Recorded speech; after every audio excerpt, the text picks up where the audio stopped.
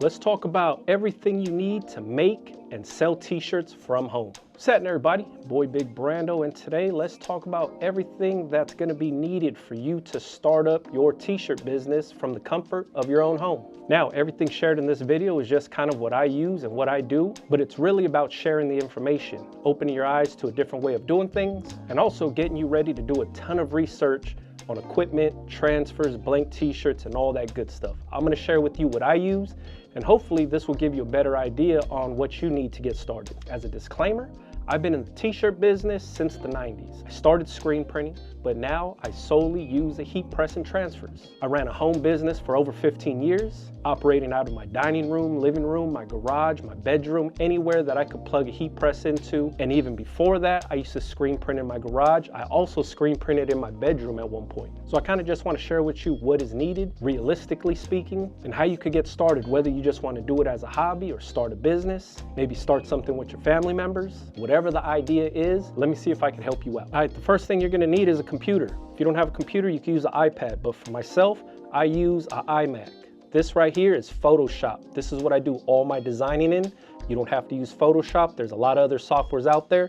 Adobe is kind of an industry standard when it comes to anything design related. So Illustrator, Photoshop, those are all things under the Adobe umbrella. I choose to use Photoshop, and this is where I do all of my designing. So right now you can probably barely see that there's white text inside of here. If I put a black background on it, this is what it's going to look like on a black t-shirt. 4 fingers up, 2 twisted in the middle is one of my designs. This is ready to get sent to get transfers made. So this is why it's important to use a design software like Photoshop or Illustrator so you could send your designs to the transfer company. And when I talk about transfer companies, I'm talking about companies like Supacolor. You would take your design, send it to Supacolor, they print it out onto the film for you, and you apply it to your t-shirt using a heat press. So Supacolor is one of the transfer companies that I use and I 100% believe in because of the washability, durability, and the quality of the print.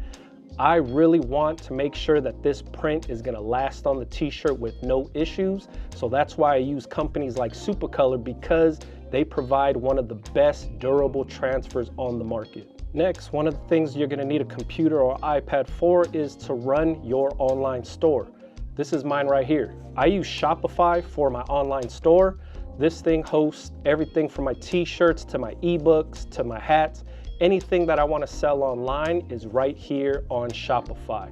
One of the best things about this whole platform is the dashboard on the back end that you see. This is just your online store, what your customers are going to see. But the dashboard is where everything happens for you to fulfill the order. So as orders come in, you'll get a notification on your phone. The best thing about it is you can buy your shipping labels directly through the Shopify dashboard. You don't have to go to a separate site. You don't have to do anything. Everything is done through Shopify. So if you wanted to use this, there's a lot of different online store platforms to use. I personally use Shopify. It's like $30 a month. This is what hosts all of my stuff, and it makes life way easier whenever you're trying to do online transactions, process credit cards, shipping, anything that's related to your online store is done through this site. So I use Shopify. You don't have to use them if you don't want to, but that's who I choose to use because it's pretty dummy friendly and it's very easy to use and figure out. All right, now that you sent your design off to Supacolor, Supacolor is gonna send you a package like this with all of your transfers already ready to go. So your design is gonna be on these transfers right here. You're gonna press them down on the t-shirt and you're gonna be ready to start selling them. All right, now that you have your transfers, you're gonna need a heat press. This right here is the Heat Press Nation True Spec Heat Press. This is a 16x20. This one right here is the Heat Press Nation Signature Pro. This is a 15x15. Now you're probably asking yourself, which one should you get? 16x20, 15x15. You showed me 2 different models. It all comes down to your budget. Whenever you're looking for equipment like a heat press, it basically comes down to your budget. What fits your budget currently? Not talking about months from now, years from now. I'm talking about what fits your budget currently. You'll hear me say this in a lot of my videos, but do not go broke trying to get rich. Meaning, don't buy outside your budget. Equipment like this, you can always upgrade later. This press right here, I've had for over 15 years. That thing has never failed me, not once. Size of your press only determines the size of your designs, and that's it. On this 15 by 15 back here, I've put 5X t-shirts through this thing. I do size small to 3X for my store. Whenever I get clients asking me for bigger shirts, it'll fit on here because it only dictates the design size, and that's it. Doesn't matter the t-shirt size, just the design size. So if you don't plan on designing bigger than 15 inches, a 15 by 15 is perfectly fine for you. But if you plan on going bigger than 15 inches, then a 16 by 20 is good also. And remember, when you're buying a heat press, the higher the price does not mean the better the press. The price is only affected by the functions and the production of the machine. Meaning, heat presses are rated a lot different all the way across the board. So one that might cost $200 might not be able to handle 100, 200 t-shirts in one sitting. But you might not be doing 100 to 200 t-shirts in one sitting. So be realistic with yourself when you're looking for a heat press. The heat presses that are a little bit more expensive in price are built for high volume, built for bigger production, meaning 100, 200, 400, 500 t-shirts in one sitting, no problem. If you're not doing that, that's not an issue. If you plan on doing that in the future, I said you can always upgrade your equipment later. Get your feet wet, get your business rolling, and as things progress and as business starts to build, then you can start looking at upgrading your equipment. But you do not have to buy the biggest, baddest machine right out the gate if that's not in your budget. So remember, press size only dictates your design size. All right, now that you got the heat presses out the way, you got the transfers in, now let's talk about blank t-shirts. For myself, I use Shockaware Active blank t-shirts. Hopefully the camera's picking this up right here and it's in focus. These are the t-shirts that I choose to use. One, they have a rip away label. Tear away label means you could pull this out and then press your own in. So there's my dumb face, that's my little logo. All I did was rip this out and press my own in. Now there's a ton of blank t-shirts on the market for you. You have to figure out what your target audience likes to wear. I use the Shockaware Active t-shirt because it's a good general fitting t-shirt. It's a little loose, but it's not cut trendy. It's not a fitted t-shirt. It's more of a jersey cotton. To me, it's a good all-around t-shirt to use. But if you're selling t-shirts to guys that are in the gym, those guys like their t-shirts to be a little bit more fitted, a little bit more lightweight. So you'll have to look into t-shirts that have maybe a cotton poly blend or a ring spun cotton that are cut a little bit more fitted because that's how those guys like to wear their shirts. If you're going for a streetwear feel where you want those big baggy oversized t-shirts, or maybe you're looking for a certain wash and maybe you want pigment dyed, maybe you want that vintage look and vintage feel. There's tons of blank t-shirts out there. Some of the ones that I like to use are made by AS Color. I use the AS Color Classic t-shirt a lot. They have a good heavy faded t-shirt for that vintage look and feel. Also, Shockaware offers something similar to that too, where it's those very faded, muted colors, earth tones. Shirt looks like it's been washed a bunch of times. They hang off the shoulders, they're cut a little bit more boxy. A lot of these companies have a lot of different types of models when it comes to blank t-shirts. It's just up to you to find what works for you and what you want to offer to your customers. For myself, I use the Shockaware Active t-shirt a lot. That's what I use in my retail store. That's what I use on my online store because it's a good generic fitting t-shirt that appeals to a big audience. All right, now we covered everything from transfers to heat presses to blank t-shirts. This is the actual finished product of the t-shirt. Here's the front print where it says West Side. Here's the back where it says 4 fingers up, 2 twisted in the middle. We got my neck tag in there. Now this thing is ready to be sold.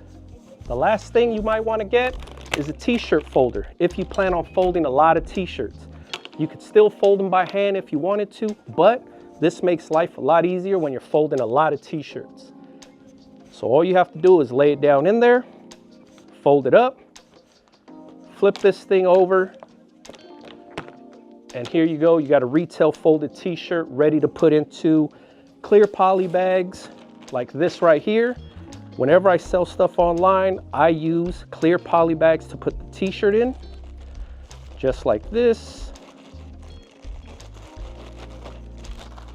And I also like to throw in some of my stickers into the clear bag So this is the finished product that the customer sees when they buy a t-shirt from me online. Now, outside of that, my t-shirt folder folds my t-shirts to 9x12. So I buy clear poly bags sized at 9x12. That's the finished size of the actual folded t-shirt. So whenever you buy a t-shirt folder, if you're buying a t-shirt folder, what you're gonna wanna do is fold the t-shirt. You're gonna take a ruler, you're gonna measure what that finished size is, and then you buy bags to that finished size. Not all t-shirt folders fold shirts to 9x12. Sometimes it's 10x13, sometimes it's smaller. My folder folds to 9x12, so I buy 9x12 clear poly bags, and they fit like a glove. This is a poly mailer. This right here is what you're gonna ship the t-shirt in. The t-shirt goes into the poly mailer. This poly mailer measures to 12x15. So it's 15 inches by 12. This will fit 4 to 5 t-shirts folded up just like this. There's enough room for it. After you seal this thing up, you put the shipping label on and you're ready to ship this thing out. All right, there you have it. That's everything that I use for my online t-shirt business. I hope this information right here helps somebody out, because there's a lot of people that always ask, what do I need? What do you use? How do I do it? That's everything start to finish on what I use. I use Photoshop to create my designs. That's made by Adobe. I send my designs to a company like Supacolor to print the transfers out for me. I use a Heat Press Nation heat press to press those transfers onto my Shockaware Active blank t-shirts. I use my t-shirt folder. I put them into clear poly bags, and then I ship them out with poly mailers. And all of that is done through Shopify. Shopify is my online store. It's my platform I choose to use. And like I said, I buy my shipping labels. I do everything through Shopify. It just makes my life that much easier. Now, for anybody asking, the font that was used for that t-shirt can be found in the custom fonts link in the description box. The heat presses I use, I have links for those in the description box. The transfers I use, the shipping supplies I use, everything is laid out for you in the description box. If you also wanted to see a more in-depth review on how to do this, I have a whole playlist set up for you called Back to Basics. I lay out everything from pricing and marketing to different equipment to how to make the sale. All of that stuff is already in a playlist for you, broken down into categories, so you can sit through it, watch it at your convenience. If you wanted to go back and watch certain videos, everything is broken down into its own separate video. I made that playlist just for you. Now, if you have any more questions after watching this video, please let me know in the comments. It's always better to ask all your questions in the comments, because I see them faster, I can respond quicker. I get thousands of DMs every day. I don't have time to go through every single DM. Whenever I open up the app, I look straight to the comments and I start to respond there. If you wanted to, you can follow me on Instagram, Big Brando TV. You could ask questions in those comments. That's where you could see me working in the shop, pressing shirts. A lot of the behind the scenes stuff can be found on Instagram. I also got TikTok and all that other stuff under Big Brando, but it's up to you if you wanted to check that kind of stuff out. Hopefully this video was beneficial for you. Catch you guys on the next one, man. Yeah.